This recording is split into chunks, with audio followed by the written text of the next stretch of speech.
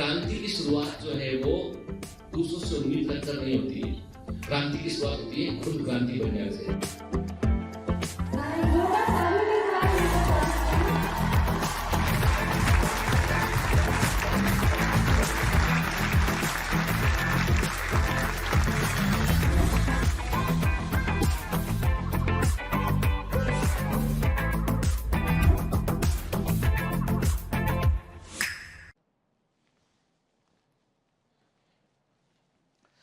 Hello commanders, welcome to Biomentors classes online. I am doctor Jitendra Singh. तो चलिए बेटा, digestion and absorption में हम आगे बढ़ते हैं। तो अभी तक हम क्या क्या देख चुके हैं? अभी तक हम देख चुके हैं पूरी एलिमेंट्री कैनाल को देखा हमने अच्छे से। हमने जो है एसोसिएटेड ग्लैंड्स को पढ़ रहे हैं। तो हमने क्या देखा? हमने सलाइवरी ग्लैंड्स को देखा पिछले क्लास में हमने, और लिवर की हमने शुरुआत की थी। हमने देखा था कि लिवर किस तरह का होता है, और जहां से हमें आज बात शुरू करनी है, हेपेटिक लोब्यूल्स किस तरह के होते हैं, कैसे हेपेटोसाइट सेल अपने आप को अरेंज करती है, वाइल कैनालिक्यूली क्या होता है, साइनोसॉइड्स क्या होते हैं, ठीक है, लिवर की सेल्स का फंक्शन करने का तरीका क्या है, वो सब चीजें हमें आज देखनी है, और वाइल क्या होता है वो भी देखना है हमको। ठीक है, मतलब ये है कि आज का lecture one of the important lecture में से बेटा एक है, जहां पर हमारे दिमाग में फंडे एकदम साफ साफ फंडामेंटल्स रहना चाहिए बेटा। मैंने कहा ना, फंडे क्लियर तो एग्जाम क्लियर, ठीक है ना।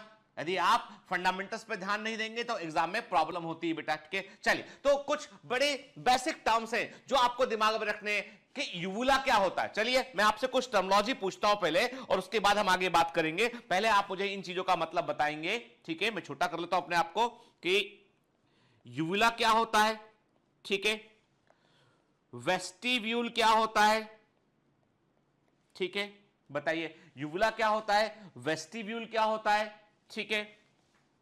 फिर आप मुझे बताएंगे व्हाट इज इपीग्लॉटिस, इपीग्लॉटिस क्या होता है, ठीक है, व्हाट इज इपीग्लॉटिस, ठीक है। आप बताएंगे मुझे कार्डियक स्फिंक्टर क्या होता है, कहां होता है, क्या होता है ये, ठीक है।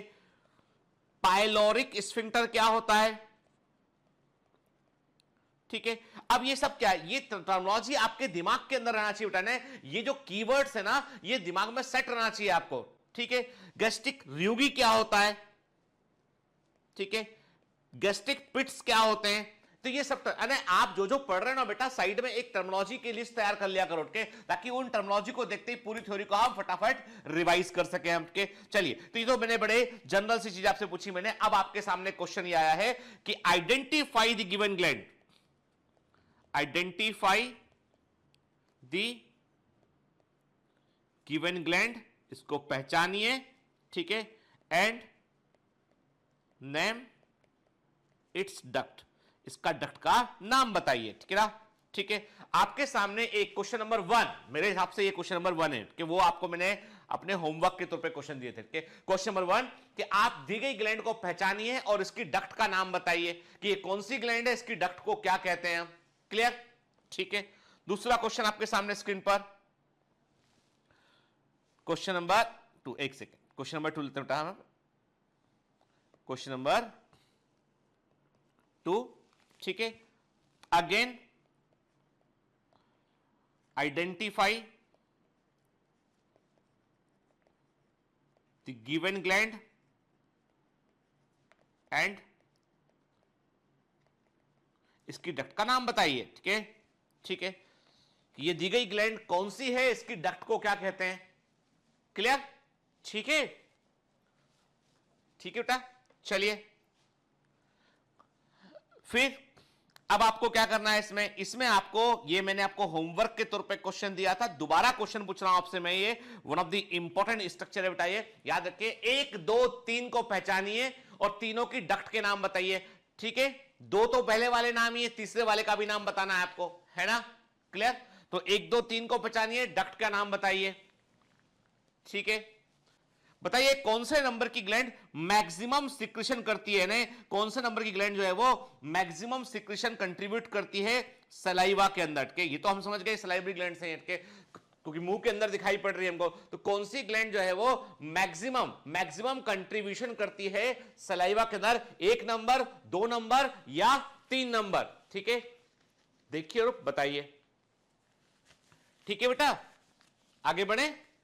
ये सब क्या, ये बहुत जरूरी है ब्रीफ रिवीजन करना लेक्चर के पहले, अदरवाइज क्या होता है हम पिछला भूल जाते हैं। हम तो पिछला भूलना नहीं, हमको याद रखना दिमाग में के। चलिए अब एक बात और बताइए, लास्ट क्वेश्चन आज का, क्वेश्चन नंबर 4 बताइए ये क्या है? नेम द स्ट्रक्चर के, इस स्ट्रक्चर का नाम बताइए, इसे क्या कहते हैं के? What is the name of the given structure? ये इस दी गए स्ट्रक्चर को हम बेटा क्या कहते हैं आपको बताना है। ठीक है, क्लियर? चलिए अब देखो, पिछली क्लास में हम बात कर रहे थे बेटा कि हमारे लिवर में दो लोब होते हैं, राइट और लेफ्ट लोब होता है कि राइट लोब और लेफ्ट। कौन सा लोब बड़ा होता है? राइट लोब बड़ा होता है। राइट लोब के 3 पार्ट भी देखे थे हमने यहाँ पे, ठीक है ना? क्लियर, ठीक है ना? तो हमने देखा था कि लिवर का ये राइट लोब दिखाई पड़ रहा है, ये हमें लेफ्ट लोब दिखाई पड़ रहा है, ठीक है ना?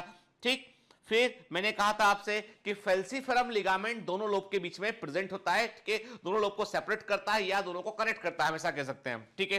क्लियर? फिर राइट लोब के ठीक नीचे हमको जो है एक थैली दिखाई पड़ती है, इस थैली को हम क्या बोलते हैं? गॉल ब्लैडर कहते हैं हम। क्लियर, ठीक है? आगे बढ़ते हैं इसमें हम। देखिए लिवर का हमने पिछली क्लास में एक एनिमेशन भी देखा था, हमने उसको मैंने रिपीट कर दिया यहाँ पे कि लिवर हमें जो है वो 360 डिग्री एंगल पे देखोगे तो लिवर हमें कैसा दिखाई पड़ता है। पता है आपको कुछ बीमारियां ऐसी होती है, ध्यान से बात सुनिए, कुछ बीमारियां ऐसी होती है जिनमें की लिवर का साइज जो है कुछ बीमारियों में बढ़ जाता है, ठीक है? साइज बढ़ने को बोलते हैं हम हिपेटोमेगेली, ठीक है ना? हिपेटोमेगेली कहते हैं कि कुछ बीमारियों में जो है लिवर का साइज बढ़ जाता है और लिवर के साइज के बढ़ने को बोलते हैं हम हिपेटोमेगेली कहते हैं हम, ठीक है? क्लियर? चलिए अब आपको क्वेश्चन नंबर 5, एक क्वेश्चन और आ गया यहां पे। ए, बी और सी को लेवल कीजिए, ठीक है? लेवल ए, बी एंड सी को आपको लेवल करना है कि ए क्या है, बी क्या है, सी क्या है। सी डक्ट को क्या बोलोगे, ए डक्ट को क्या बोलोगे और बी स्ट्रक्चर क्या है, ये आपको बतलाना है, ठीक है? बड़े सिंपल से क्वेश्चन है बेटा, लेकिन आंसर कीजिए इसका।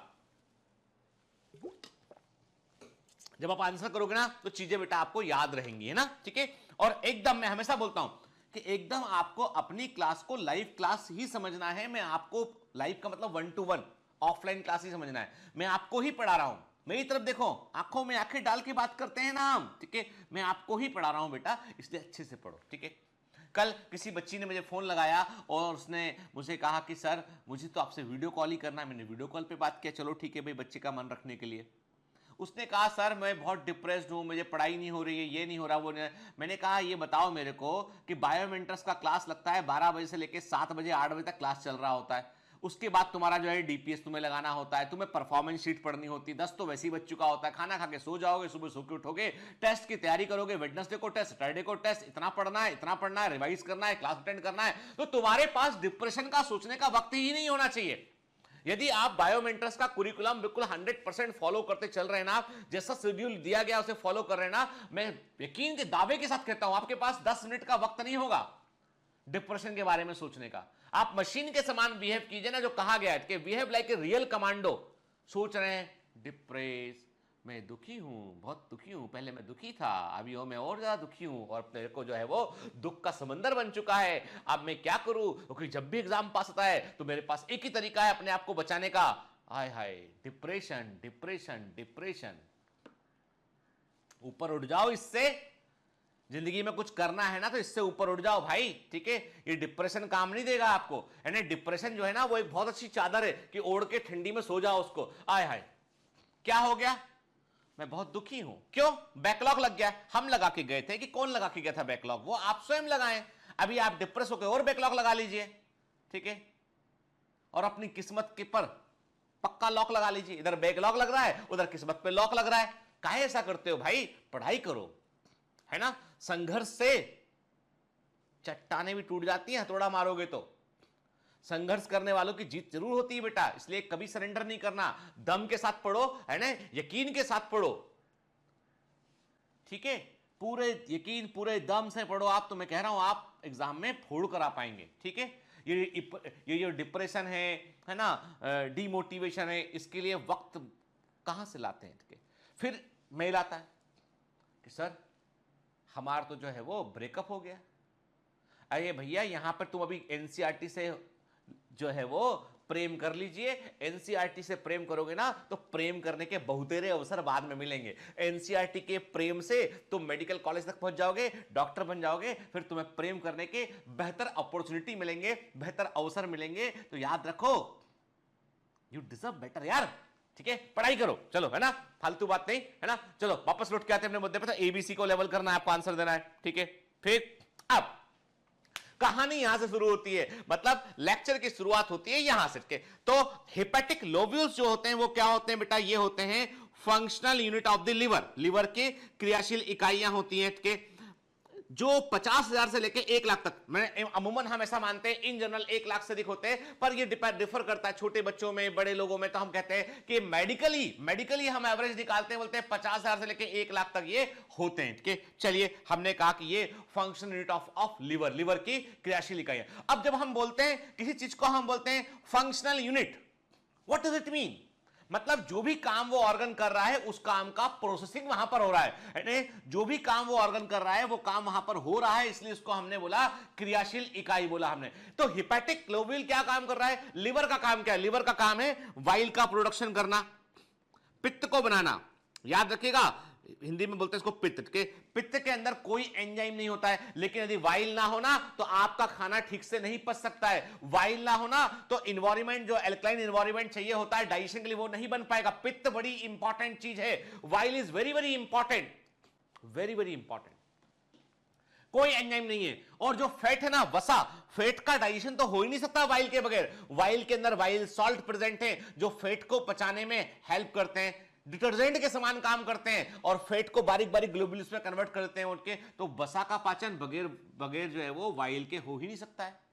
ठीक है, तो वाइल तो बड़ी इंपॉर्टेंट चीज है। चलिए, तो अब एक काम करते हैं, हम क्या देख रहे हैं यहां पे इस इमेज में? हम देख रहे हैं कि हमें दिखाई पड़ रहा है कि सेल्स की पूरी हमको जो है वो रोज दिखाई पड़ रही है। और जिन सेल से ये रो बनी है उन सेल्स को क्या बोल रहे हैं हम? हिपेटोसाइट सेल बोल रहे हैं। उन्हें क्या बोल रहे हैं? उनका हम बोल रहे हैं हिपेटोसाइट बोल रहे हैं। हिपेटोसाइट वे कोशिकाएं हैं जो हेपेटिक लोब्यूल्स को बनाती हैं। और हिपेटोसाइट सेल जो होती है ना, ये बेसिकली हेक्सागोन के समान कोशिकाएं होती हैं, ऐसी सेल्स होती हैं। ठीक है ना? ठीक है, ये वो सेल होती हैं जो वाइल को प्रोसेस करती हैं, वाइल को ये बनाती हैं, पित्त को बनाती हैं कोशिकाएं के। तो हमने क्या कहा? हेपेटोसाइट सेल्स अपने आप को जो है वो एक प्रकार से रो में अरेंज करती हैं, और इन रो में, और अब ये सेल्स की डबल रो होती, सेल्स की डबल रो होती है। क्या हुआ? जैसे मैंने कहा, सेल्स ने अपने आप को ऐसे अरेंज किया, एक रो हो गया, फिर ये दूसरा रो हो गया। ठीक है ना? ठीक है, ऐसे अपने आप को ये रो में अरेंज करती हैं। और इन दोनों ये सेल्स क्या करती हैं? अपना वाइल को बनाएंगी और यहां पे जो है रिलीज कर देंगी, और यहां से वो कैनाल्स इकट्ठा होगा, और वो इकट्ठा होकर कहां पहुंचेगा? वो वाइल डक्ट में पहुंच जाएगा वो। तो ये सेल्स वाइल को सिक्रीट करती है। अब इन सेल्स को भी तो नॉरिशमेंट चाहिए, जो सेल काम कर रही है उनको पोषण चाहिए। तो आर्टरीज की, वीन्स की जो सप्लाई, जो कैपिलरी सप्लाई है, वो ऐसी रो के बीच में होती है, और वो जो जगह होती है उसे बोलते हैं साइनोसाइड बोलते हैं। आप बोलोगे सर आप बोले जा रहे हो, हमें समझ में कुछ भी नहीं आ रहा है। यहां पे एक काम करते, जस्ट इमेजिन कि हम लिवर के अंदर हैं और हम इस डायग्राम को समझने की कोशिश कर रहे हैं। तो हम क्या देख रहे हैं? हमें यहां दिखाई पड़ रहा है कि हम क्या देख रहे हैं? हमें यहां पर दिखाई पड़ रहा है कि ये हेपेटोसाइट सेल्स है। These are the hepatocyte cells, हमको ये दिखाई पड़ रही है, हमको ये हेपेटोसाइट सेल दिखाई पड़ रहे हैं। और ये जो आप देख रहे हो ना, ये जो सप्लाई, ये क्या है? ये साइनोसाइड सही है। साइनोसाइड जो है वो ब्लड की सप्लाई होते हैं बेसिकली, जो है वो प्यूरिफाइड ब्लड वहां पहुंचता है। हेपेटिक जो ब्लड है, वो हेपेटिक आर्टरी जो ब्लड लेके आती है, वो हेपेटिक पोर्टल वीन जो ब्लड लेके आती है, वो ब्लड वहां पहुंचता है ब्लड के। हेपेटिक पोर्टल वीन, याद रखिए हमारी बॉडी में एक ही पोर्टल सिस्टम प्रेजेंट है, हेपेटिक पोर्टल सिस्टम। अब आप बोलोगे सर ये हेपेटिक पोर्टल सिस्टम क्या चीज होती है? ये क्या बला है? हेपेटिक पोर्टल सिस्टम का मतलब है कि लीवर बोलता है, लीवर कहता है कि देखो भाई तुम्हारा तो भरोसा बिल्कुल नहीं है, इंसान का मैं भरोसा नहीं करूंगा, भले ही इंसान की बॉडी का पार्ट हूं मैं। लीवर कहता है तुम क्या खाए हमें नहीं मालूम, तुम्हें मजा आया तुम दारू पी लिए, तुम्हें मजा आया तुम टॉक्सिक चीजें खा ली, तुम्हें मजा आया तुमने अननेसेसरी की गोलियां खा ली, तुमने गुस्सा हो गए 4 गोली खा ली तुमने। पता है तुमको काम किसको करना पड़ रहा है? काम करना पड़ रहा है लीवर को। लीवर कहता है कि तुम जो कुछ भी खाओगे वो इंटेस्टाइन में पचेगा, पचने के बाद वो ब्लड में आएगा, लेकिन मेरे बगैर, मेरी टेस्टिंग के बगैर, जब तक मैं ऐसा नहीं बोलूंगा टेस्टेड ओके फाइनल सब कुछ ठीक है, जाने दो इसको, तब तक कोई कहीं नहीं जाएगा, सारा ब्लड मेरे पास आएगा। तो इंटेस्टाइन से जितना भी ब्लड आता है ना, वो सब इकट्ठा होके जो है वो पोर्टल वेन से कहां पहुंचता है, वो लिवर के पास पहुंचता है। लिवर उसकी केमिकल टेस्टिंग करता है, टिंग टिंग टिंग टिंग, ठीक है ठीक है ठीक है। दारू मना किया था, मत पिया करो, फिर से पी ली इस आदमी ने, काम मुझे करना पड़ेगा, क्या करो, अरे यार इसको डिटॉक्सिफाई करो, चलो है ना, इसको कन्वर्ट करो, इसको अल्कोहल को डिटॉक्सिफाई करते हैं, इनके जितना बनेगा उतना करें। अरे ये तो फिर से पी रहा है, अब क्या करें, डिटॉक्सिफाई करने में हमारी सेल भी मर रही है, लिवर बोलता है हमारी सेल भी मर जाती है, इसलिए अल्कोहल पीना बुरा है, लिवर को डैमेज करता है। भाई लिवर को डैमेज क्यों, आप बोलोगे सर अल्कोहल को एब्जॉर्ब तो स्टमक ने किया, सोचिए ना एक मिनट के लिए, अल्कोहल को एब्जॉर्ब स्टमक ने किया, स्टमक को कोई फर्क ही नहीं पड़ा, ले भाई और पी ले दो तो क्या फर्क पड़ता है मेरे को, बक्कल कैविटी से आया, ईसोफेगस से आया, स्टमक तक गया, स्टमक से जो है वो अब एब्जॉर्ब हो गया, अब कहां पहुंचा, फाइनली पहुंचेगा कहां, वो लिवर के पास। लिवर करता है उसको डिटॉक्सिफाई। तुमने दवा खाई, गोली खाई, ब्लड में पहुंची, ब्लड को देखा, जैसे लिवर ने कहा लेके आओ, पहले हम देखेंगे, हम इसको डिटॉक्सिफाई करेंगे, हटाएंगे इसको हम यहां से।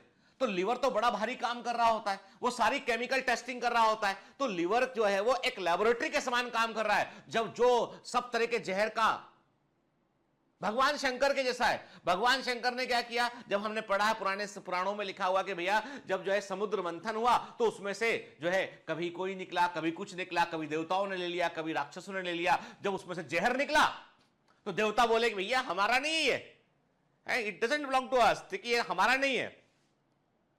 राक्षस लोग बोले कि अच्छा जहर हम लेंगे, भले ही राक्षस दिखते हो, हम ऐसे ही हा करते हो, लेकिन हम जहर नहीं लेंगे। तो जहर कौन लेगा, यदि वो नहीं लोगे प्रोसेस आगे नहीं बढ़ेगा, वो जहर धरती पर चला गया, सब खत्म। भगवान शंकर बोले भैया ऐसा है कि तुम तो ऐसे ही हो, तुम दोनों लोग लड़ रहे आपस में, लो जहर हम लेते हैं। उन्होंने अपने गले में ले लिया जहर, तो वो नीले हो गए पूरे।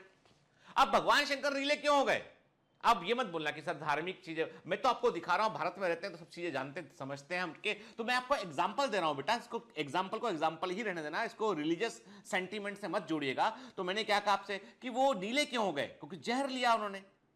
लिवर क्यों, लिवर भी कैसे ऐसा ही है कि वो भी भगवान शंकर का समान व्यवहार कर रहा है, सारा आता है वो अपने पास लेता है, इसलिए लिवर डैमेज हो जाता है, इसलिए लिवर का अलग से डॉक्टर बना दिया गया भैया। हिपेटोलॉजिस्ट जो होते हैं, हेपेटिक जो लिवर ट्रांसप्लांट के सर्जन अलग होते हैं, हेपेटोलॉजिस्ट अलग ब्रांच है भैया। हेपेटोलॉजी जो है वो एक डिफरेंट ब्रांच हो गया, इतना एडवांस है। लिवर के अंदर डैमेज हुआ, इन्फ्लेमेशन हुआ, हिपेटाइटिस, वायरस ने क्या, हिपेटाइटिस, हिपेटिक फेलियर, लिवर काम करना बंद कर दिया, हिपेटिक शटडाउन, बड़ी इंपॉर्टेंट चीज है ना, ठीक है। तो हम क्या पढ़ रहे हैं, हम यही पढ़ रहे हैं बेटा कि यहां पे जो सेल्स थी, उन सेल्स ने जो है उनको सप्लाई मिला किससे, ये तो ये जो ब्लू ब्लू देख रहे हो ये क्या है, साइनोसाइड्स है। और जो आपको ग्रीन ग्रीन दिखाई पड़ रहा है बीच में, ये क्या है, ये बारीक बारीक जो भी सेल्स वाइल को बनाती है वो बारीक बारीक डक्ट में डाल देती है। ये डक्ट इकट्ठी होके राइट लोब से राइट हेपेटिक डक्ट निकलती है, लेफ्ट लोब से लेफ्ट हेपेटिक डक्ट निकलती है, और ये डक्ट जो है बाइल को कैरी करती है, दोनों मिलकर बनती है कॉमन हेपेटिक डक्ट बनती है। आगे बात करेंगे इस पर हम, ठीक है। अभी हम जो मैं आपको बताना चाह रहा हूं उसको एकदम खुले दिमाग से अटेंटिव होकर सुनिए बेटा, क्योंकि ये आपको बुक्स में नहीं मिलेगा इतना आसान तरीके से। अभी समझ लीजिए क्या देख रहे हो बेटा, ये आप देख, सबसे पहले हम फोकस करते हैं कहां पर, हेपेटोसाइट पे, कि ये है, ठीक है, ये है हेपेटोसाइट सेल्स। कौन सी सेल बेटा, ये दिख रही है आपको ना, ये मैं मार्क करता हूं इसको, ये हेपेटोसाइट सेल है, दिख रही है आपको, ठीक है ना, देख रहे हैं आप, डबल रो में दिखाई पड़ रही है। हेपेटोसाइट सेल्स की दो रो बनी हुई हैं, दोनों के बीच में एक खाली जगह है बेटा, खाली जगह हम देख रहे हैं, क्या है ये खाली जगह, क्या है ये है बेटा, दिख रहा है ये आपको खाली जगह दिखाई पड़ रही है, क्या बोला हमने इसको, है ना, साइनोसॉइड दिखाई पड़ा आपको ये लिवर में क्या है, लिवर में जो है वो एक विशेष तरह की जो है सेल्स होती हैं जो लिवर के अंदर जो है वो एक प्रकार से जो है वो फेगोसाइटोसिस करती हैं और लिवर को जो है वो प्रोटेक्शन प्रोवाइड करती हैं, उन्हें बोलते हैं हम कुफर सेल्स बोलते हैं। तो कुफर सेल कहां मिलती है आपको, लिवर में मिलती है, ठीक है बेटा। फिर क्या देख रहे हो आप यहाँ पे, आप देख रहे हो ये आपको दिखाई पड़ रहा है वाइल कैनालिकुलस, के जो वाइल है वो इकट्ठा हो रहा है, यहाँ पे दिखा आप देख रहे हैं आप, ये वाइल कैनालिकुलस आपको दिखाई पड़ रहा है, साइनोसाइड दिखाई पड़ रहा है, यहाँ पे ब्लड सप्लाई आ रहा है, तो देखो वाइल, और ये वाइल कैनालिकुलस किससे जुड़ा होता है, ये वाइल डक्ट से जुड़ा होता है, ये वाइल डक्ट से ये जुड़ा होता है, देख रहे हैं आप, ठीक है, वाइल कैनालिकुलस, ठीक है, ऊपर से देख रहे हैं यहाँ पे, तो हमें दिखाई पड़ रहा है ये वाइल वाइल कैनालिकुलस दिखाई पड़ रहा है बेटा हमको ये, ठीक है ना, ये हमें कुफर सेल दिखाई पड़ रही है, ठीक है। और जो साइनोसाइड में जो जगह होती है, आप ध्यान से समझ के, अब ये क्या है, ये बिल्कुल out of the box point है, आउट ऑफ द बॉक्स के साइनोस जो आप देख रहे हैं कि जो आपके हेपेटोसाइट सेल्स की रो बनती है उसके बीच में जगह होती है, उसे बोलते हैं हम स्पेस ऑफ डिस, ठीक है, स्पेस ऑफ डिस बोलते हैं इसको हम, ठीक है, स्पेस ऑफ डिस बोलते हैं हम, ठीक है ना। एक्स्ट्रा स्टोक पॉइंट है, दिमाग में रखना आपके। तो आपको यहाँ पे कुफर सेल्स जो है वो दिखाई पड़ रही होती है, ब्लड सप्लाई साइनोसाइड्स के थ्रू मेंटेन होती है बेटा, ठीक है, क्लियर। चलो अब थोड़ा लिख देते हैं। In each lobe of liver many lobules are present known as hepatic lobules, ठीक है, फंक्शन यूनिट होते हैं। Hepatic lobules are the structural and function unit of liver, लिखा है एनसीईआरटी में ऑलरेडी। 50,000 से लेके 1 लाख तक हेपेटिक लोब्यूल जो है लिवर के अंदर पाए जाते हैं, मेडिकल फैक्ट है ये, क्लियर। चलिए अब ध्यान से देखिए बेटा, मैं आपको बार बार इसलिए बतला रहा हूं कि आप एक बार स्ट्रक्चर समझ लेंगे तो फिर गलती एग्जाम में नहीं करेंगे बेटा, ठीक है। आप देख रहे हैं यहां पर जो लिवर के अंदर, देखिए लिवर के अंदर जो ब्लड की सप्लाई है ना, उसमें क्या क्या है, उसमें जो डक्ट गई हुई, जो डक्टल सिस्टम की बात करें, एक तो क्या है, हेपेटिक आर्टरी लिवर की ओर ब्लड लेके आती है, ठीक है। पोर्टल वीन लिवर की ओर ब्लड लेकर आती है, कहां से, इंटेस्टाइन से, ठीक है। और वाइल डक्ट जो होती है वो वाइल को बाहर निकालती है, ठीक है। तो आप देख रहे हैं यहां पे, और हेपेटिक वीन जो होती है वो ब्लड को लिवर से बाहर लेके आती है, ठीक है। यानी ब्लड लिवर से जब बाहर निकलता है तो हेपेटिक वीन के थ्रू बाहर निकलता है, और ब्लड को लिवर से जब ब्लड बाहर निकलेगा तो हेपेटिक वीन के थ्रू बाहर निकलेगा। वीन जो ब्लड को दूर लेके जाती है और जो ब्लड को लेके पास आती है, आता है आर्टरी है, ठीक है, आता है तो वो आर्टरी है, ठीक है। बाय बाय कर दिया हमने, बाय बाय, हमने यहां से वी की स्पेलिंग हमने बी यूज नहीं किया, वी यूज किया हमने, ठीक है। बाय बाय कर दिया, वो वीन है, जाता है मतलब वीन है, ठीक है ना।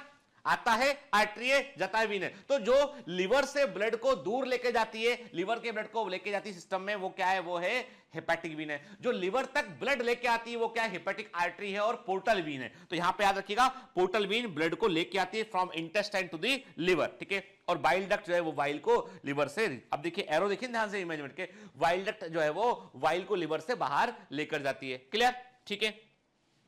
जहां पर ये सप्लाई मेंटेन है वो साइनोसाइड है, जहां ब्लड सप्लाई मेंटेन है बेटा, ठीक है ना, क्लियर। और जो है हेपेटोसाइट सेल जो है वो वाइल को प्रोड्यूस करती है।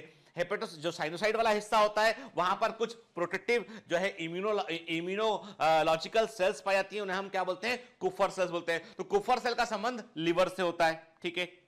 चलिए अब क्या लिखा है यहां पे, the hepatic lobule is a Honey com like structure, मधुमक्खी के छत्ते के समान दिखाई देने वाली संरचना है हेपेटिक लोब्यूल, ठीक है। ये जो एनालॉजी होती है ना बेटा, एग्जाम में कई बार पूछ ली जाती है, इसलिए याद रखिएगा, ठीक है। हेपेटिक लोब्यूल मधुमक्खी के छत्ते के समान दिखने वाली संरचना होती है, is made up of liver cells called hepatocyte से बना होता है, ठीक है। The hepatocytes are arrange in columns which form hepatic plates, मैंने कहा था ना आपसे कि ये हेपेटोसाइट सेल्स हैं, ठीक है, ये हेपेटोसाइट सेल है, ऐसे अपने आप को कॉलम में ये अरेंज करके रखती है, ठीक है ना बेटा, है ना, ऐसे जो है अपने आप को कॉलम में ये अरेंज करके रखती है, ठीक है। क्या बोलते हैं इसको हम, हेपेटिक प्लेट्स कहते हैं इनको हम, ठीक है। Each plate is made up of 2 column of cells, देखा था हमने, हर एक प्लेट सेल्स के 2 कॉलम से बनी होती है। इन बिटवीन 2 कॉलम्स, 2 कॉलम के बीच में, हर प्लेट के 2 कॉलम के बीच में वाइल कैनालिकुलस होता है, जो वाइल को इकट्ठा करता है, बारीक सी नली का, ठीक है। फाइन डक्ट है ना, कैनालिकुलस पता होता है, फाइन डक्ट, काफी बारीक महीन डक्ट जो होती है उसको हम कैनालिकुलस कहते हैं, ठीक है। In between neighbouring plates, neighbouring plates के बीच में क्या होता है, एक ब्लड स्पेस होता है, साइनोसाइड कहते हैं, ठीक है। यानी 2 रो से एक प्लेट बना होता है, उस प्लेट में के बीच में वाइल कैनालिकुलस होता है, और 2 प्लेट के बीच में क्या होता है, साइनोसाइड पाया जाता है बेटा, याद रखना, ठीक है, क्लियर है ना। तो क्या बोला मैंने आपसे, मैंने आपसे कहा कि जो है वो जो है हेपेटिक प्लेट्स बनती हैं, हेपेटिक प्लेट को बनाने में 2 row of cell, column of cells काम करती है, बनाती है उसको, और जो है इसके अंदर वाइल कैनालिकुलस पाया जाता है, और 2 प्लेट के बीच में क्या होता है बेटा, साइनोसाइड पाया जाता है। देखिए ध्यान से, ठीक है, देखिए क्या देख रहे हैं हम यहाँ पे, देखो अब इस डायग्राम को देखो, हमने लिखा ना बेटा यहां पे, आप समझो ये हिपेटोसाइट सेल्स हैं, ये क्या बना रहा है, ये hepatic plate, hepatic plate, 2 column of row, देख रहे हैं आप, ठीक है। ये क्या है बेटा, 2 देखा आप, 2 रो दिखाई पड़ रही है। फिर मैंने क्या कहा आपसे, ये देखिए गौर से, ये क्या है, बाइल कैनालिकुलस, ठीक है। फिर एक प्लेट, तो मैंने क्या कहा बेटा, एक प्लेट कौन सा हो गया, एक प्लेट, मैंने आपसे कहा कि एक प्लेट, यदि मैं इसको मार्क करूं, हाँ मैं इसको इस अलग कलर से मार्क करता हूं कि एक प्लेट क्या हो गया बेटा, एक प्लेट हो गया ये, दिस इज दी 1 प्लेट, मैंने इसको ऐसे, मैंने कहा ये एक प्लेट हो गया, है ना, ठीक है। ये दूसरा प्लेट हो गया, 2 रो ऑफ सेल्स है, दूसरा प्लेट हो गया, और 2 प्लेट के बीच में क्या दिखाई पड़ रहा है आपको, ये दिखाई पड़ रहा है आपको साइनोसाइड दिखाई पड़ रहा है, मैंने व्हाइट से मार्क कर दिया उसको, ये साइनोसाइड दिखाई पड़ रहा है। आई बात समझ में बेटा, आई बात समझ में, क्या बोल रहा हूं, है ना। मैंने बताया ना आपको कि 2 रो ऑफ सेल्स है, कि देखो मैंने क्या कहा आपसे, समझो ये है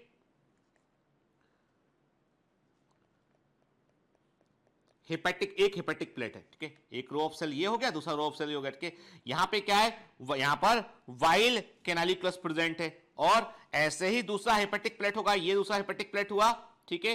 तो 2 हिपेटिक प्लेट के बीच में यहां पर क्या होगा, यहां पर साइनोसाइड प्रेजेंट होगा, है ना बेटा, क्लियर, चलिए ठीक, चलिए। Sinusoid is lined by endothelial cells, sinusoid जो है वो एंडोथेलियल सेल से उसकी कवरिंग, मतलब ये बारीक कैपिलरी के समान ही है, तो एंडोथेलियल सेल से लाइंड होता है वो। In between endothelial cells some special macrophages, बड़े साइज की फेगोसाइटोटिक सेल होती हैं जो इम्यूनिटी प्रोवाइड करती है, हमारे इम्यून सिस्टम का हिस्सा होती हैं, वे स्पेशल टाइप के मैक्रोफेज पाए जाते हैं, इनको हम बोलते हैं कुफर सेल कहते हैं, ठीक है।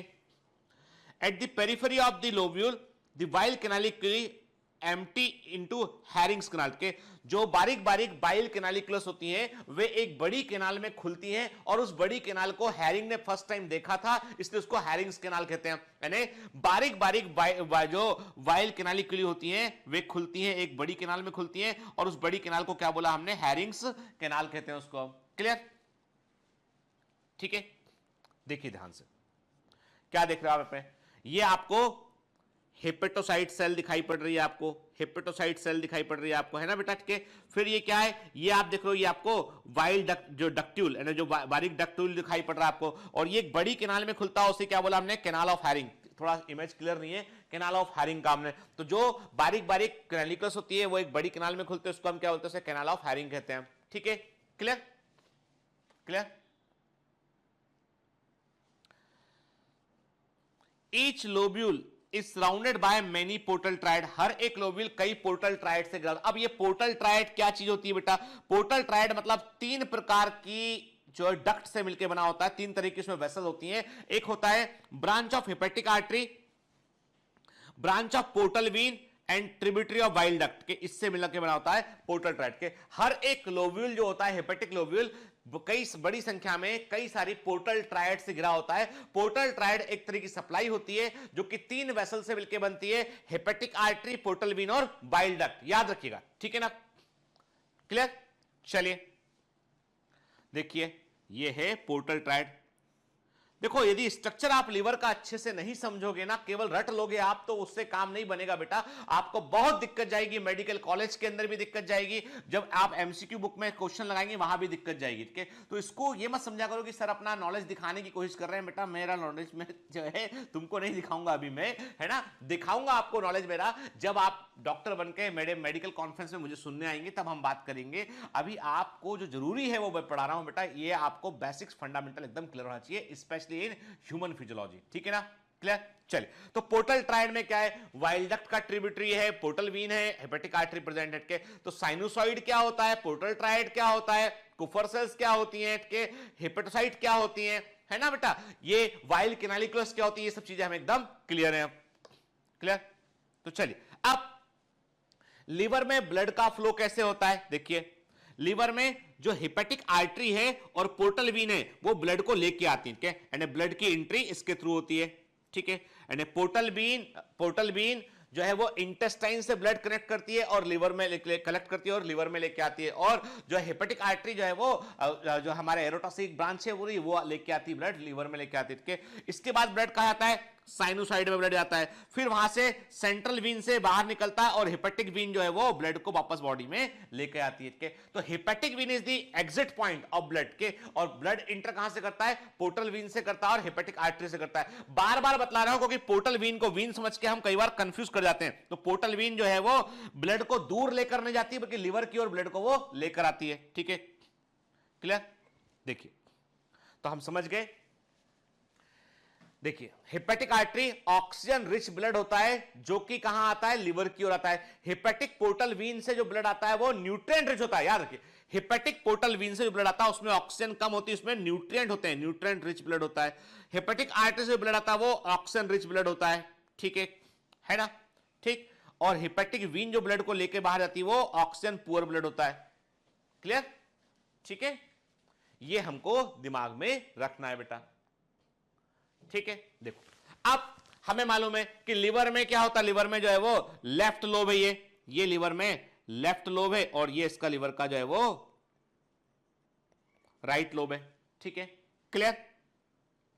तो अब जो लेफ्ट लोब है वहां पे जितना भी बाइल बनता है, सुनिएगा, लिवर के लेफ्ट लोब में जितना भी बाइल बनता है सब इकट्ठा होके लेफ्ट हेपेटिक डक्ट से, सब इकट्ठा होके जो है वो लेफ्ट हेपेटिक, सब इकट्ठा होके जो है वो लेफ्ट हेपेटिक डक्ट से जो है वो बाहर निकलता है। यानी लिवर के लेफ्ट लोब में जितना भी लेफ्ट लोब में जितना भी वाइल बना है वो बारीक बारीक वाइल कैनालिकुलस से हैरिंग कैनाल में जाता है, और हैरिंग्स कैनाल से जो है फिर वो जो है वो कहां पहुंचता है, लेफ्ट हेपेटिक डक्ट में पहुंचता है। ठीक है, फिर इसी प्रकार जितना भी जो है वो जितना भी वाइल जो है राइट लोब में बनता है, लिवर के राइट लोब में बनता है, वो राइट हेपेटिक डक्ट से बाहर निकलता है। ठीक है, राइट और लेफ्ट लोब दोनों से जो वाइल बाहर निकलता है वो इकट्ठा होकर कॉमन डक्ट बनती है, उसे बोलते हैं हम कॉमन हेपेटिक डक्ट बोलते हैं। तो याद रखिए कॉमन हेपेटिक डक्ट को बनाने वाली डक्ट क्या होती है, वो होती है लेफ्ट हेपेटिक डक्ट, और राइट हेपेटिक डक्ट दोनों मिलती हैं तो क्या बनता है, कॉमन हेपेटिक डक्ट बनता है। क्या बनता है, कॉमन हेपेटिक डक्ट बनता है। Clear?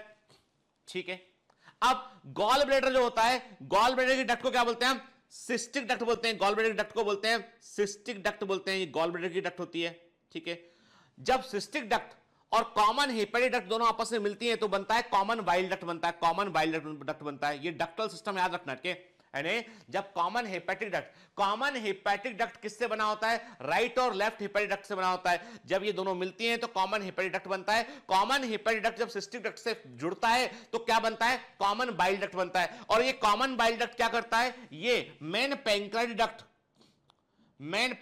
Duct of Wilson main pancreatic duct से जुड़ता है तो कॉमन हेपेटोपैंक्रियाटिक डक्ट बनता है, और ये ड्यूडेनम में ओपन होता है। ये ड्यूडेनम में ओपन होता है through the ampulla of waiter, और यहां पर जो है वो जो स्फिंक्टर होता है उसे स्फिंक्टर ऑफ ओडाई कहते हैं। याद है ना?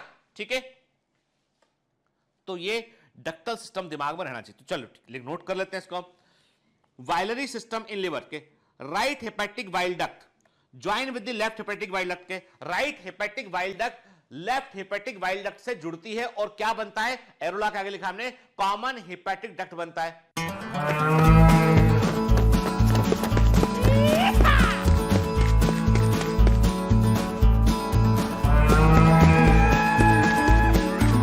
Hi, sorry to disturb you in between lecture, but it's important to inform you. You should download Biomentors app from Google Play Store. We need your support, so please take subscription to become an official commando of Biomentors. Bye bye. Continue your lecture. Then आगे रोड़ा लिखा हमने common hepatic duct join with the cystic duct of gall bladder. Common hepatic duct gall bladder की cystic duct से जुड़ती है तो common bile duct बनता है। क्लियर? फिर आगे रोड़ा लिखा हमने common bile duct join with the pancreatic duct. Common bile duct जो है वो पैंक्रियाटिक डक्ट से जुड़ता है, तो कॉमन हिपेटो पैंक्रियाटिक डक्ट बनता है। क्या बनता है? कॉमन हिपेटो पैंक्रियाटिक डक्ट बनता है, जिसे हम क्या बोलते हैं बेटा? एम्पुला ऑफ बेटर में जो ओपन होता है, जिसका ब्रॉड हिस्सा एम्पुला ऑफ बेटर कहलाता है और ड्यूडेनम में जाकर वो ओपन होता है। क्लियर? तो ये है सिस्टम पूरा। अरे ये तो हमारी आंखों के सामने एकदम इमेजिन होना चाहिए, एकदम एकदम। अरे सिंपल सा बेटा, ऐसा ऐसा कर लेते ना। हमने कहा ये राइट और लेफ्ट लोब हो गए, ठीक है। हमने कहा यहां से डक्ट निकली, यहां से डक्ट निकली, फ्यूज किया। ये क्या है? 1 नंबर। ये क्या है? 2 नंबर, ठीक है। आगे निकले, फिर यहां पर एक ऑर्गन है, उससे डक्ट निकली, वो फ्यूज की। ये 3 नंबर। क्या बन गया? ये 4 नंबर बन गया, ठीक है। ये पैंक्रियाज है,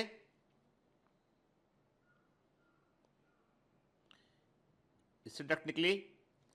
ये है डक्ट नंबर 5, डक्ट निकली। ये इससे फ्यूज किया, इससे फ्यूज किया, तो ये 6 नंबर डक्ट बन गया ना। अब देखो 1 नंबर क्या है? लेफ्ट हेपेटिक डक्ट है। 2 नंबर क्या है? राइट हेपेटिक डक्ट है। 3 नंबर क्या है बेटा? 3 नंबर जो है सिस्टिक डक्ट है। 4 नंबर क्या है?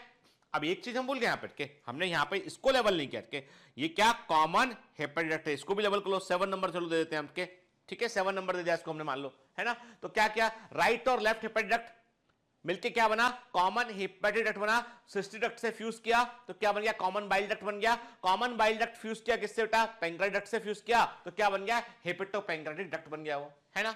ठीक है, चलिए अब एक बार इसको सब्र से देख के, इस इमेज को एक बार सब्र से बेटा देख लीजिए। हो सके इसका, यदि आपको कष्ट ना हो तो इसका स्क्रीनशॉट ले लीजिए ताकि आपको बाद में काम आ जाए। क्या देखा? लेफ्ट और राइट हेपेटिक डक्ट फ्यूज किया, कॉमन हेपेटिक डक्ट, फिर गॉल ब्लैडर का डक्ट होता है, सिस्टिक डक्ट, दोनों फ्यूज किए, कॉमन बाइल डक्ट बना, फिर जो है वो मेन पैंक्रियाटिक डक्ट जो है फ्यूज किया इससे, और क्या बन गया बेटा? इससे बन गया कॉमन हेपेटो पैंक्रियाटिक डक्ट बन गया, जो कि ड्यूडेनम में ओपन होता है। ठीक है, क्लियर? चलिए अब एम्पुला ऑफ बेटर कहां ओपन करता है? ड्यूडेनम में ओपन करता है। Sphincter of Oddi present at the opening of the ampulla of Vater to the duodenum, पहले भी देख चुके हैं इसको हम, ठीक है। अब स्फिंक्टर ऑफ बॉयडन के याद रखिए, जो कॉमन बाइल डक्ट है, देखो सिस्टिक डक्ट आया, ठीक है, कॉमन हेपेटिक डक्ट आया और कॉमन बाइल डक्ट बन गया। जब ये कॉमन बाइल डक्ट जो है वो ये पैंक्रियाटिक डक्ट है, इससे फ्यूज करता है, उसके ठीक पहले क्या होता है? यहां पर भी एक स्फिंक्टर होता है, यहां पर भी एक स्फिंक्टर होता है, इसे स्फिंक्टर ऑफ बॉयडन कहते हैं, इसे स्फिंक्टर ऑफ बॉयडन कहते हैं। ऐसा इसलिए होता है, यदि लगातार यदि स्फिंक्टर ये नहीं लगाएंगे तो गॉल ब्लैडर में बाइल आता कहां से? जो भी लिवर के अंदर बाइल बन रहा होता है वो डक्ट में जाता है, और चूंकि वहां पे स्फिंक्टर ऑफ बॉयडन बंद होता है तो वो बाइल लौट के कहां पहुंचता है? गॉल ब्लैडर में पहुंचता है। तो गॉल ब्लैडर बाइल को इकट्ठा करता है, उसे कॉन्सेंट्रेट करता है। तो टेम्परेरी स्टोरेज बाइल का, पित्त का टेम्परेरी स्टोरेज कहां होता है? गॉल ब्लैडर में होता है। क्योंकि स्फिंक्टर ऑफ बॉयडन बंद रहता है, इसलिए वो पूरा का पूरा जो बाइल नीचे आ रहा होता है वो कहां पहुंच जाता है? वो गॉल ब्लैडर में पहुंच जाता है। गॉल ब्लैडर में चूंकि अपनी एक थैली के समान होता है, बाइल को इकट्ठा करता है और उसे वो कॉन्सेंट्रेट करता है, और जैसी जरूरत पड़ेगी स्फिंक्टर ओपन करके पहुंचा देगा उसके। तो एक प्रकार से लिवर में क्या हो रहा है? लिवर में समझ लीजिए ऐसा है, कैसा है? एक नल है, समझ, इमेजिन कर रहे हैं कि हमें पानी पीना है। कल्पना करते हैं ना कि एक हमारे पास में एक नल है, ऐसा नल लगा हुआ है, ठीक है। हमने कहा ये एक जो है वो नल है, कहीं लगा हुआ है, ठीक है। अब इससे जो पानी गिर रहा है वो ड्रॉप ड्रॉप ड्रॉप के, यानी इससे जो पानी निकलता है वो ड्रिप, 1 ड्रॉप, 2 ड्रॉप, 3 ड्रॉप। अब यदि आपको पानी पीने का मन है आपको, और आपको मालूम है कोई दूसरा वाटर का सोर्स आसपास नहीं है, तो क्या करोगे आप इसके नीचे यहां पर एक ग्लास लगा दोगे। आपने एक ग्लास लगा दिया इसके नीचे, क्या किया आपने एक ग्लास लगा दिया आपने, ठीक है ना। इस ग्लास में आपने एक ग्लास लगा दिया, और इस ग्लास में आप बूंद बूंद करके पानी को इकट्ठा करोगे। थोड़े समय बाद ये ग्लास आधा भर जाएगा, आपको प्यास लगी, आपने उठाया ग्लास, पानी पी लिया। लेकिन क्या आप बूंद बूंद पानी पीते थे? कितने देर तक मुंह खोल के खड़े थे कि भैया आजा? ठीक है, नहीं ना। आपने ग्लास लगा के पानी भरा और पिया। अब बिल्कुल वैसे लिवर जो है वो नल के समान है। ये है लिवर, ये है कहां गया, अरे हाँ, ये है लिवर जो कि नल के समान है, वो लगातार बाइल का प्रोडक्शन कर रहा है, धीमे धीमे बाइल लगातार ड्रॉप बाई बाहर आता जा रहा है के। अब इसको जरूरत पड़ी कि खाना खाया, फूड पहुंचा ड्यूडेनम में, अचानक जरूरत पड़ी कि भाई बाइल चाहिए, तो बाइल अचानक से इतना सारा बाइल आएगा कहां से, वो गिलास में भरा पानी, ये ग्लास क्या है, ये ग्लास है गॉल ब्लैडर, और भरा हुआ पानी है बाइल, उड़ेल देगा, ले लो भाई, आई बात समझ में, ठीक है। तो मैंने क्या कहा आपसे कि ये पूरा इकट्ठा करने के लिए इसको जो है वो बाइल को गॉल ब्लैडर तक पहुंचाना पड़ता है, तो इसलिए जो कॉमन जो बाइल डक्ट होती है वहां पर जो है वो एक स्फिंक्टर होता है, उसे हम स्फिंक्टर ऑफ बॉयडान कहते हैं, ठीक है। क्या लिखा, sphincter of Boyden present at lower part of the common bile duct के लोअर पार्ट में होता है before it join to the pancreatic duct. Normally this sphincter remains closed, that's why bile secreted by liver store inside the gall bladder, ठीक है। Normally ये बंद रहता है, इसलिए बाइल जो है गॉल ब्लैडर में इकट्ठा होता रहता है, ठीक है बेटा, क्लियर, एकदम फंडा क्लियर। चलिए आगे बढ़ते हैं। देखो ये है common bile duct, pancreatic duct, ठीक है, और ये है बेटा क्या, ये है हिपेटो पैंक्रियाटिक डक्ट, ठीक है ना। यहां पर क्या है, स्फिंक्टर ऑफ ओडाई दिखाई पड़ रहा है हमको, और यहां पर इस जगह पर यहां पर होता है ये स्फिंक्टर ऑफ बॉयडान, यहां पर होता है जो उसको बंद रखता है, ठीक है ना। स्फिंक्टर ऑफ बॉयडान यहां पर हमको देखने मिलता है, ठीक है ना, क्लियर। चलिए देख रहे हैं आपके, तो आपको दिखाई पड़ रहा है, देखो ये ना, ये बाइल डक्ट का स्फिंक्टर ऑफ बॉयडान, ठीक है। फिर देख रहे हो आप स्फिंक्टर ऑफ ओडाई दिखाई पड़ रहा है हमको, ये क्लियर, ठीक है, क्लियर। चलिए देखिए ना, पूरा सिस्टम है, एकदम अटेंटिव रहिए, इमेजेस को बड़े ध्यान से देखिए, बहुत सारी बातें मालूम चलेंगी आपको के। और देखो हमारी बॉडी बेटा, हम जान रहे हैं उसको, हम जान रहे हैं, इससे बीमारी को समझने में हेल्प मिलती है हमको के। लिवर से आ रहा है ये लेफ्ट, ये राइट, हमने कहा ये लेफ्ट वाला ऐसा, राइट वाला कॉमन हेपेटिक डक्ट हो गया, ये फ्यूज किया इससे सिस्टिक डक्ट से कॉमन बाइल डक्ट बना यहाँ पे। तो अब देखो स्फिंक्टर कैसे दिखाई के, ये है स्फिंक्टर ऑफ ओडाई और ये स्फिंक्टर ऑफ बॉयडान, देख रहे हैं आप, स्फिंक्टर ऑफ बॉयडान, क्लियर, ठीक है। चलिए, liver receive blood from hepatic artery and portal vein, तकरीबन 1500 ml ब्लड पर मिनट लिवर तक पहुंचता है, ठीक है। टोटल ब्लड ह्यूमन बॉडी में 5 लीटर के आसपास होता है, 5 से लेके 5.5 लीटर ब्लड जो है ह्यूमन बॉडी में होता है। तो 5 लीटर मतलब 5000 ml ब्लड होता है, उसमें से तकरीबन 1/3 के आसपास ब्लड है, थोड़ा सा 1/3 के आसपास 30% मान लें, वो हर मिनट जो है वो लिवर तक पहुंचता है। 80% blood supplied by the portal vein and 20% blood from the hepatic artery. Liver में पावर ऑफ रीजनरेशन भी होता है, ठीक है, क्लियर। अब भाई जो जहर का सामना करेगा उसमें जो है क्या होगी, उसमें क्षमता होगी ना कि वो जहर से उबरने की क्षमता भी उसके पास ईश्वर देगा, ठीक है। तो लिवर में रीजनरेशन की क्षमता होती है, क्योंकि जो है कारण ये कि लिवर को लगातार टॉक्सिक केमिकल से डील करना पड़ता है और इसलिए इसकी सेल्स लगातार बियर एंड टियर डैमेज हो रहा होता है, तो इसका रिप्लेसमेंट भी जरूरी होता है सेल्स का, ठीक है। अब आते हैं हम वाइल पे। वाइल कैसा होता है, किस रंग का होता है, याद रखिए पित्त होता है हरे रंग का होता है, and the green colour is due to the bile pigment biliverdin. Biliverdin जो होता है बेसिकली वो ग्रीनिश कलर प्रोवाइड करता है, ठीक है ना, उसके कारण इसमें ग्रीन कलर आता है। तो while is green in colour, ठीक है, क्लियर, ठीक है। चल, वाइल कितना निकलता है पित्त, 800 से लेके 1200 ml पर डे के, हमारी बॉडी में 800 से लेके 1200 ml के तकरीबन 1 लीटर के आसपास जो है वो वाइल पित्त हर दिन निकलता है। और इसका पीएच लिवर में होता है 8.6, लिवर में इसका पीएच होता है 8.6, ठीक है, लिवर में इसका पीएच होता है 8.6 इन लिवर, ठीक है। लिवर में इसका पीएच क्या होता है 8.6 होता है, ठीक है। गॉल ब्लैडर में कितना होता है 7. गॉल ब्लैडर में होता है 7.6 इन दी गॉल ब्लैडर, गॉल ब्लैडर में होता है 7.6, ठीक है। मतलब पीएच में परिवर्तन आ जाता है, क्योंकि गॉल ब्लैडर कुछ ना कुछ सॉल्ट इसके वो एब्जॉर्ब भी कर लेता है, इसे कॉन्सेंट्रेट कर लेता है, इसलिए पीएच में परिवर्तन आ जाता है, ठीक है। ये गोल्डन येलो से लेके ग्रीन कलर का होता है, ठीक है। 97.6% वाइल में वाटर होता है, 2.4% सॉलिड होते हैं, और इनमें से मेन होता है while salt, while pigment, lecithin, mucin, cholesterol. Interesting बात है कि अभी हाल ही में मेडिकल रिसर्च में, अब आपको बता दूं मिनट के, तकरीबन 50 सालों से भी अधिक समय से हम सारे डॉक्टर ब्लड कोलेस्ट्रॉल को कम करने के लिए हम लोग एक दवाओं का इस्तेमाल कर रहे थे। वो दवाएं थी स्टेटिन। पढ़ा हुआ है हम लोगों ने माइक्रोब्स इन ह्यूमन वेलफेयर में। हम लोग स्टेटिन मेडिसिन का यूज करते हैं, एटोरवास्टेटिन, सिम्वास्टेटिन, रोसुवास्टेटिन, ठीक है। और अमेरिकन जो कार्डियक फिजिशियन का एसोसिएशन है के, मैंने कहा अमेरिकन एसोसिएशन ऑफ कार्डियोलॉजी के, जो उन्होंने बताया कि भाई कोई यूज नहीं है इस दवा का ज्यादा, क्योंकि कारण यह है कि हमने बहुत लोगों को यह दवा देकर देखा, हमने देखा कि बहुत एबनॉर्मली हाई कोलेस्ट्रॉल है, तो कुछ हद तक जो है वो दवा काम करती है, लेकिन प्रॉब्लम लिवर में होती है। लिवर खुद ही कोलेस्ट्रॉल प्रोड्यूस कर रहा होता है, लिवर खुद ही कोलेस्ट्रॉल प्रोड्यूस कर रहा होता है, और इसीलिए कोलेस्ट्रॉल कंट्रोल करने का ज्यादा मायना नहीं है, बल्कि आपको अपनी डाइट मैनेज करनी पड़ेगी। दवा लेने के बजाय यदि आप डाइट ठीक करेंगे तो लिवर कोलेस्ट्रॉल कम हो सकता है, और अदरवाइज कोलेस्ट्रॉल तो बॉडी में अपने आप बन रहा होता है।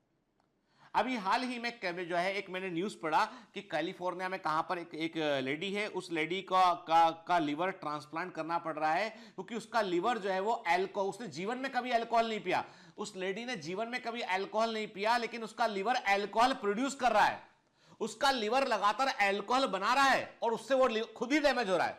मतलब लिवर खुद ही अल्कोहल बना रहा है और खुद ही डैमेज हो रहा है। अल्कोहल बना रहा है मतलब दारू पीने की जरूरत नहीं, उसको ऑटोमेटिक नशे में रहती हो बॉडी में। उसका जब भी उसका ड्राइविंग टेस्ट हुआ हर बार पॉजिटिव आए, उसने कभी जिंदगी में शराब नहीं पिया, पर ड्राइविंग टेस्ट में पॉजिटिव, ब्रेथ टेस्ट होता है आ रही बदबू। मतलब आश्चर्य है। तो बॉडी फिजियोलॉजी जो है, ह्यूमन फिजियोलॉजी इतना आसान नहीं है, यानी बॉडी में ऑर्गन जो है किस प्रकार से काम करते हैं आज भी हम समझने की कोशिश कर रहे हैं। आप सोचिए इसके पहले तो कोई मानता भी नहीं था ये चीज ऐसा हो सकता है कि लिवर अल्कोहल भी बना सकता है, पर मान रहे लोग। लेटेस्ट गूगल कर लीजिए आप, लेटेस्ट न्यूज है। चलिए तो अभी हम वापस अपने मुद्दे पाते हैं। हमने क्या कहा कि जो है वाइल के अंदर जो है लिवर का पीएच जो है वो एल्कलाइन होता है, ओवरऑल मोटे तौर पे बोलेंगे एल्कलाइन पीएच होता है। लिवर में 8.6 से, गॉल ब्लैडर में 7.6 से, और 97.6% वाटर होता है, 2.4% सॉलिड होते हैं, bile salt, bile pigment, lecithin, mucin, cholesterol, fatty acid and ions के। और कौन से आयन मेनली होते हैं? मेनली इसमें बाइकार्बोनेट आयन बड़ी मात्रा में होते हैं, जो इसको एल्कलाइन पीएच बनाने में रोल प्ले करते हैं। ठीक है, क्लियर? ये किससे सीक्रेट होता है? बाइल सीक्रेट होता है, हेपेटोसाइट सेल बाइल को जो है वो बनाकर रिलीज करती है, सीक्रेट करती है वो। ठीक है, When bile stores in gallbladder, its pH changes, का pH का परिवर्तन आता है, 8.6 से 7.6 हो जाता है, क्योंकि म्यूसिन इसमें ऐड हो जाता है और इसका वॉल्यूम भी कम हो जाता है और कॉन्सेंट्रेशन इसका बढ़ जाता है। जब बाइल को हम स्टोर करते हैं गॉल ब्लैडर में तो इसमें म्यूसिन को भी ऐड करते हैं। ठीक है, कुछ सॉल्ट को एब्जॉर्ब भी करता है ब्लैडर। इसके अलावा क्या होता है कि जो वॉल्यूम इसका कम रहता है, कॉन्सेंट्रेशन इसका बाइल का बढ़ जाता है। ठीक है, bile is released into duodenum on, अब देखो सिंपल से, जो ड्यूडेनम में जैसे ही जो है वो जो एसिड काइम आता है, अब एसिड काइम क्या होता है? स्टमक से जो फूड एसिडिक होकर आया ड्यूडेनम में, तो ड्यूडेनम में तुरंत जो है इंडक्शन होता है और स्मॉल इंटेस्टाइन से ड्यूडेनम से हार्मोन निकलते हैं, सिक्रेटिन और कॉलसिस्टोकाइनिन, पैंक्रियोजाइमिन। कॉलसिस्टोकाइनिन ऐसा हार्मोन होता है जो कि गॉल ब्लैडर को स्टिमुलेट करता है, बोलता है गॉल ब्लैडर से कहता है कि फटाफट बाइल को रिलीज करो, आग लग गई वहां पर, मतलब एसिड आ गया है ड्यूडेनम में, चलो आओ बुझाएंगे जाके उसको। पैंक्रियास को मालूम चलता है कि अरे भेजो बाइकार्बोनेट, तो पैंक्रियाटिक जूस खूब सारा बाइकार्बोनेट लेके आता है, दोनों मिलकर जाकर आग बुझाते हैं। तभी तो कॉमन हेपेटोपैंक्रियाटिक डक्ट है। ठीक है, तो bile is release into duodenum on सीसीके stimulus. सीसीके का फुल फॉर्म क्या होता है? कॉलेसिस्टोकाइनिन। ठीक है, क्लियर?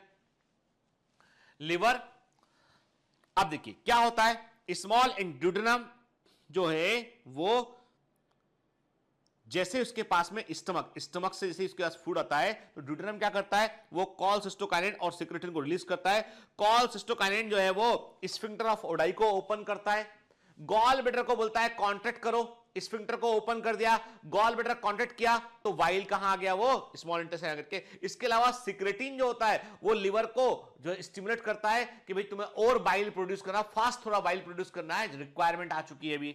ठीक है, तो ये इसके फंक्शन करने का तरीका होता है। हम गैस्ट्रो के जो हार्मोन्स हैं उनको अलग से भी देखेंगे बेटा, मैं आपको एक चार्ट पढ़ा चुका हूं ऑलरेडी पहले, दिमाग में रखना है बेटा आपको, ठीक है ना, क्वेश्चन आते हैं बहुत सारे इसके ऊपर, क्लियर। अब बाइल सॉल्ट क्या होते हैं? बाइल सॉल्ट के ऊपर एग्जामिनर क्वेश्चन करता ही होते हैं sodium glycolate, sodium taurocholate, potassium glycolate, potassium taurocholate, ये होते हैं बाइल सॉल्ट। बाइल सॉल्ट जो होते हैं they are having emulsification action के, ये डिटर्जेंट के समान काम करते हैं और फैट को जो है ये बारीक बारीक ग्लोब्यूल्स में कन्वर्ट करते हैं और फैट के डाइजेशन के लिए जरूरी होते हैं, ठीक है। देखिए कैसे बनते हैं। अमाइनो एसिड ग्लाइसिन और टॉरिन ये बाइल एसिड का प्रोडक्शन करते हैं। ये बाइल एसिड जो होता है वो कॉन्जुगेटेड बाइल एसिड में कन्वर्ट होता है, जो सॉल्ट में कन्वर्ट होता है बेसिकली, और ये बनता है टोरोकोलिक एसिड बनता है, टोरोचिनो डीऑक्सीकोलिक एसिड बनता है, ग्लाइकोलिक एसिड बनता है, ग्लाइचिनो डीऑक्सीकोलिक एसिड बनता है। तो ये बनते हैं कॉन्जुगेटेड बाइल एसिड बनते हैं। और फाइनली चूंकि यहां पर पीएच एल्कलाइन रखना होता है तो इन एसिड को जो है वो सोडियम से क्रिया कर दोगे तो सोडियम टोरोकोलेट बन गया, ठीक है, सोडियम ग्लाइकोलेट बन गया। पोटेशियम से करोगे तो पोटेशियम टोरोकोलेट बन गया, पोटेशियम ग्लाइकोलेट बन गया, वो है ना, ठीक है। तो इस प्रकार से ये एसिड जो है वो बाइल सॉल्ट में कन्वर्ट होते हैं, ठीक है। देखिए ना, तो बाइल सॉल्ट का काम क्या है? फैट का इमल्सिफिकेशन करना और फैट के एब्जॉर्प्शन, पचाकर उसके एब्जॉर्प्शन में हेल्प करना, ये बाइल सॉल्ट के थ्रू ही पॉसिबल होता है बेटा, क्लियर, ठीक है। याद रखिएगा bile salt plays very important role in the digestion of fat. Role of bile salt helps in the digestion of fat in the small intestine by bringing their emulsification. These salts reduce surface tension of fat by their detergent action.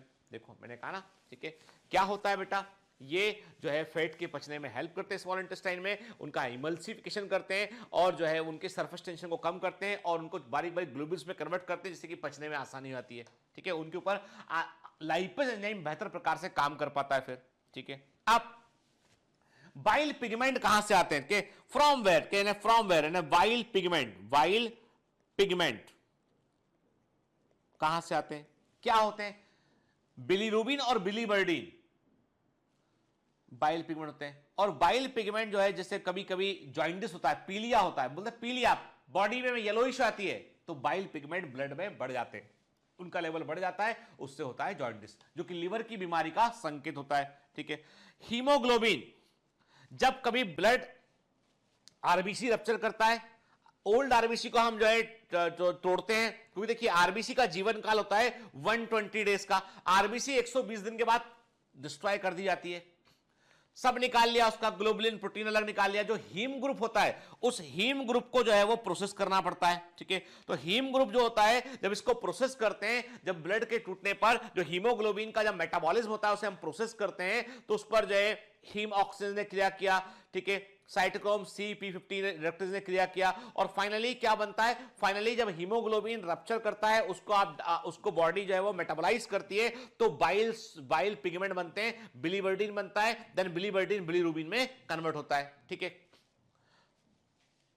तो malaria होता है, उसमें भी jaundice कई बार हो जाता है।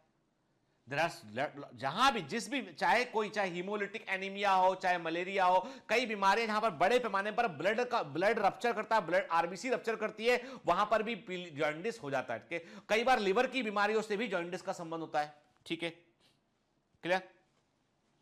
Bile pigment क्या होते हैं बेटा? They are formed by the degradation of haemoglobin. कैसे बनते हैं हमने देखा इसको, क्या होते हैं? बिलीरुबिन एंड बिलीबर्डिन, क्लियर, ठीक है। देखो अब what is the role of function of bile? Bile का फंक्शन क्या है बेटा?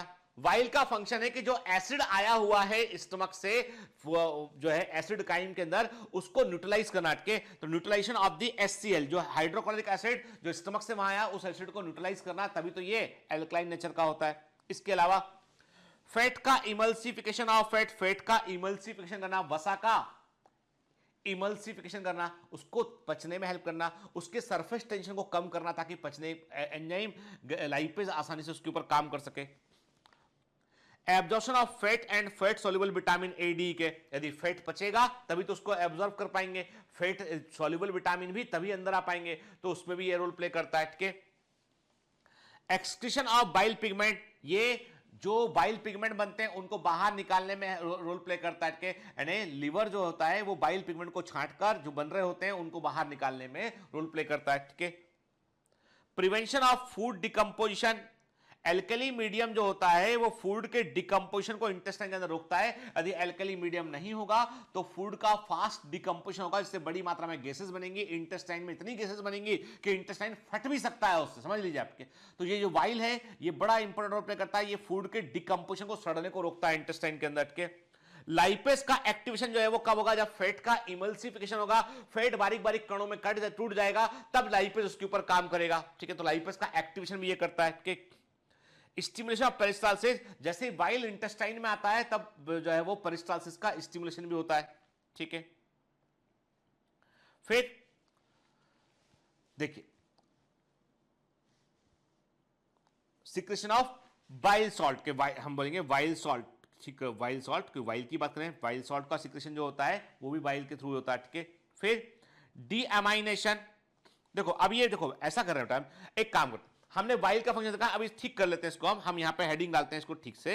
ये है फंक्शन ऑफ लीवर, ठीक है ना, गलत मार्क किया, फंक्शन ऑफ, ठीक है, पीपीटी में मैं टाइटल देना भूल गया, फंक्शन ऑफ लीवर, लीवर के करके। तो पहला अब यहां पे हमने इसको, अब हमने सॉल्ट को हटा दिया, अब हमारा स्टेटमेंट ठीक हो गया है, ठीक है ना। लीवर के काम क्या होते हैं, पहला काम लीवर का होता है वाइल को सिक्रेट करना, दूसरा काम होता है डीएमिनेशन करना। याद रखना, जो भी आप अमाइनो एसिड लेते हैं, बॉडी में प्रोटीन लेते हैं, वो उसके अमाइनो एसिड को में से अमाइनो ग्रुप को बाहर निकालना और उसको जो है वो अमोनिया को जो है वो यूरिया में कन्वर्ट करना, ये सारा काम कहां होता है, लिवर में होता है। तो लिवर जो होता है वो अमोनिया को यूरिया में कन्वर्ट करता है और हमारा जो एक्सक्रीटरी मेटेरियल होता है वो क्या होता है, यूरिया, फिर किडनी में जाएगा, किडनी से इसको बाहर कर देंगे।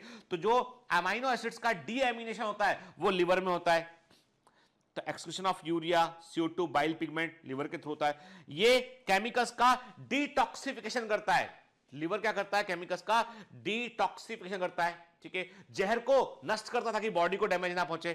फिर एक्स्ट्रा ग्लूकोज है, एक्स्ट्रा ग्लूकोज है तो उस एक्स्ट्रा ग्लूकोज को लिवर जो है वो स्टोर भी करता है, वो क्या करता है, ग्लाइकोजन को बनाता है, जेनेसिस मतलब बनाना, ग्लाइकोजन को बनाएगा तो ग्लाइकोजेनेसिस बोलेंगे हम के। और ये ग्लाइकोजन होता है वो स्टोर्ड फूड है, जब कभी आप खाना भूल गए, आप इंस्टेंट एनर्जी की रिक्वायरमेंट हुई तो इसी ग्लाइकोजन से जो है ग्लूकोज को निकाल कर जो है ब्लड में डाल दिया जाता है, ग्लाइकोजिनोलाइसिस, लाइसिस मतलब तोड़ना, ग्लाइकोजन को तोड़ना, ग्लाइकोजिनोलाइसिस के, जीनोलाइसिस तोड़ना, लाइसिस मतलब तोड़ना के, जेनेसिस बनाना के।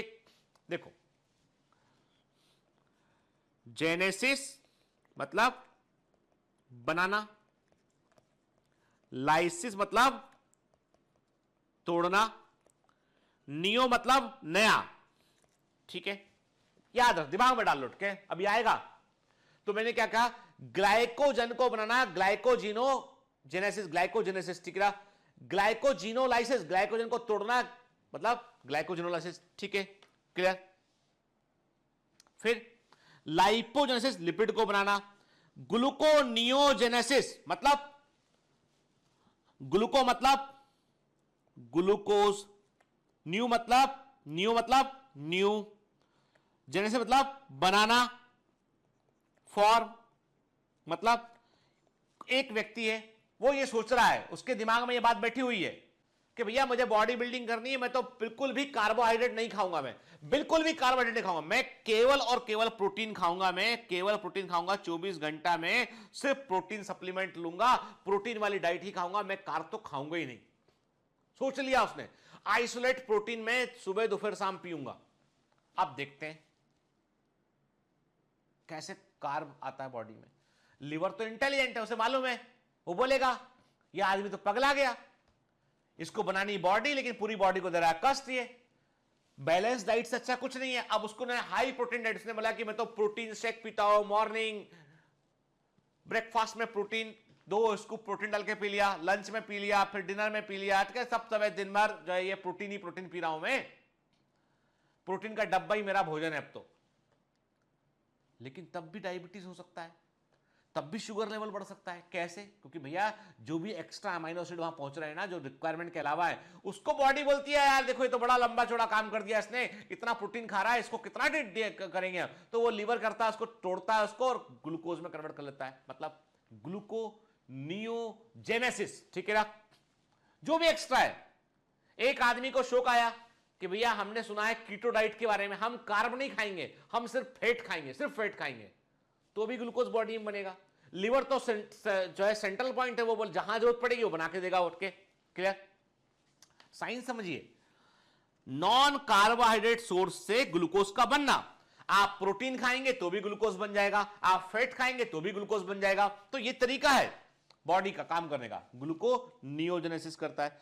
फिर हीमोपोइसिस के, हीमोपोइसिस जो है वो फॉर्मेशन ऑफ ब्लड है। एम्ब्रियो, जो एम्ब्रोनिक कंडीशन में एम्ब्रियो के अंदर जो ब्लड बनता है वो लिवर भी उसको प्रोड्यूस करता है, ठीक है। एडल्ट में ऐसा नहीं होता है, एडल्ट में हमारी बोन मैरो जो होती है वो ब्लड को बनाने में रोल प्ले करती है, ठीक है।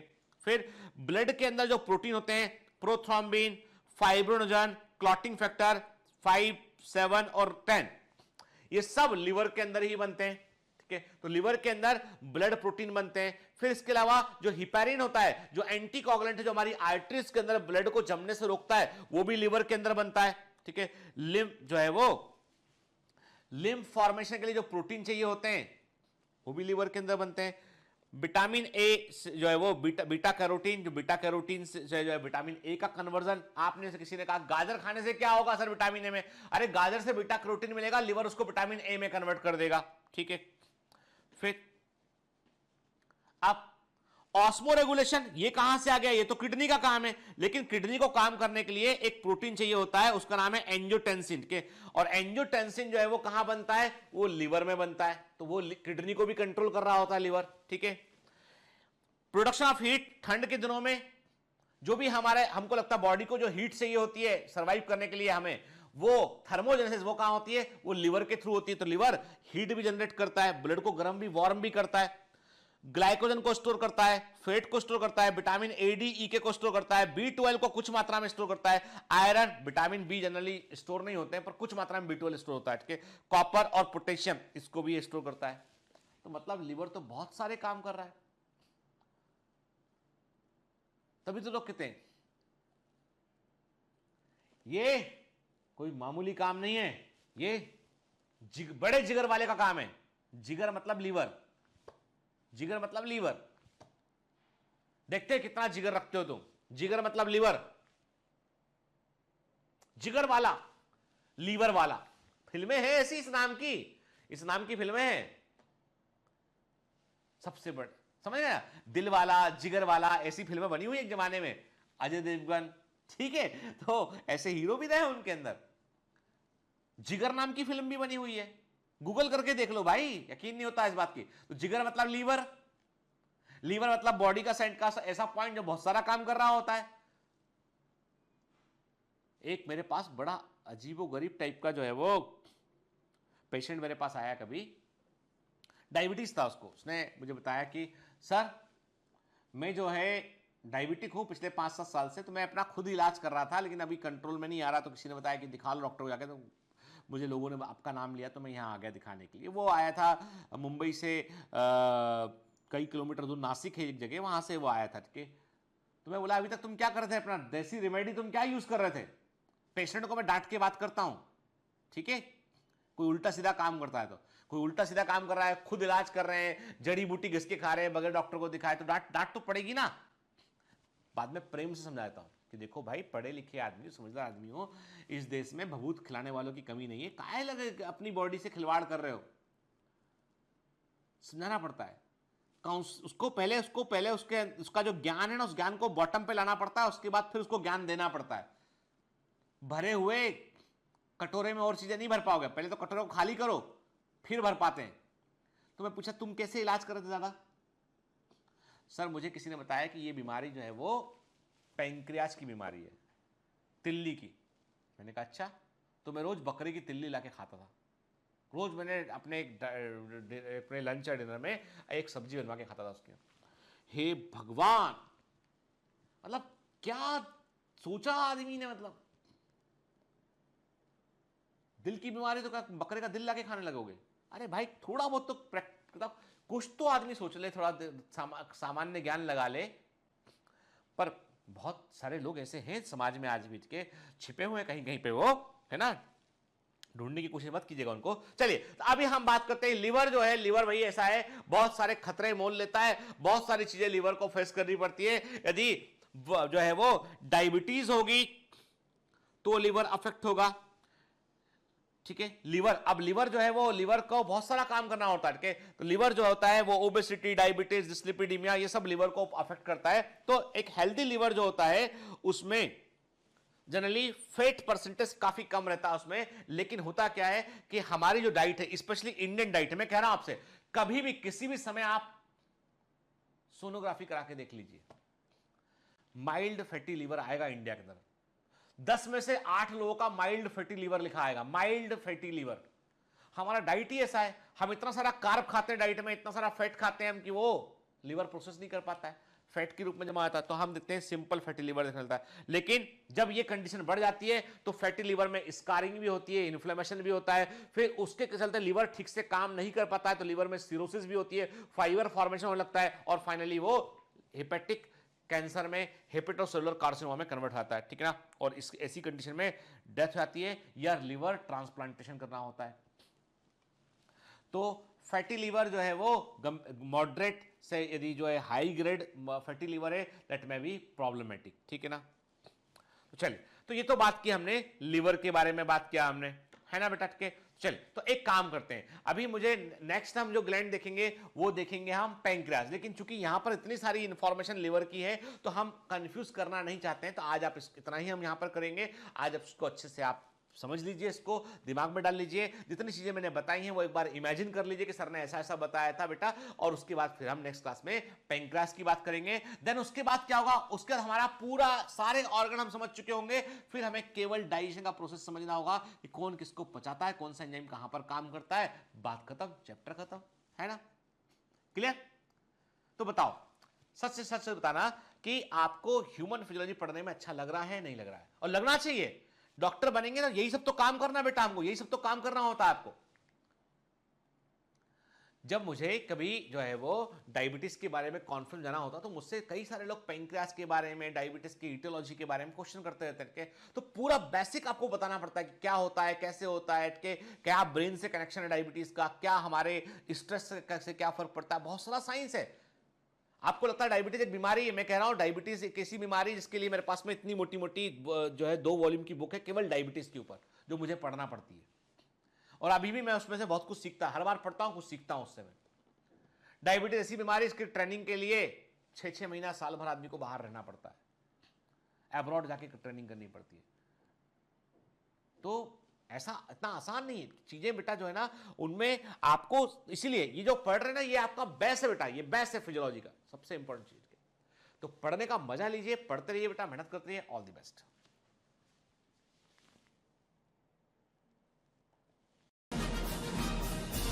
Hi. To become an official commando of Biomentors, join us at www.biomentors.online. Here you can solve daily practice papers, an online test. You can download performance enhancement sheets. You can track your progress. You can interact with other fellow commandos. Join us and prepare yourself. It's a commando training for your success. Download Biomentors online app from Google Play Store.